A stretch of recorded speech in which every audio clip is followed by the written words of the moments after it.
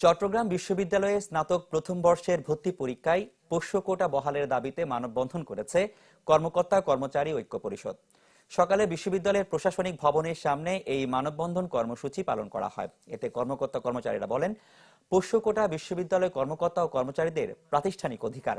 এ সময় তারা পোষ্য কোটা আরও বাড়ানোর দাবি জানান। যদি প্রশাসন কোটা বাতিলের সিদ্ধান্ত নেয় তাহলে আরও কঠোর কর্মসূচি যাওয়ার ঘোষণা দেন কর্মচারীরা। আজ বিকেল ৩টায় পোষ্য কোটার বিষয়ে চূড়ান্ত সিদ্ধান্তের জন্য কর্মকর্তা কর্মচারী ছাত্র প্রতিনিধিদের সাথে বৈঠকের কথা রয়েছে প্রশাসনের। এর আগে পোষ্য কোটা বাতিলের দাবিতে অনশন করে বিশ্ববিদ্যালয়ের ৫ শিক্ষার্থী।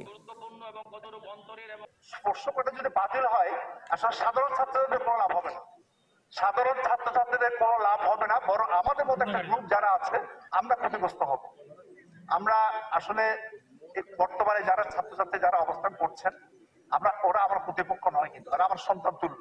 সাধারণ ছাত্রদের সাথে আমাদের কোনো বিরোধ থাকার কথা না, কোনো তাদের দাবি দেওয়া আন্দোলন বা তাদের চাওয়া পাওয়ার সাথে আমাদের কর্মসূচির কোনো সাংঘর্ষিক কিছুই নাই, এবং এই ওয়ার্ড কোটার মাধ্যমে তাদের কোনো ক্ষতি হওয়ার কোনো সুযোগই নাই, বরং তারা পরোক্ষভাবে উপকৃত হবে।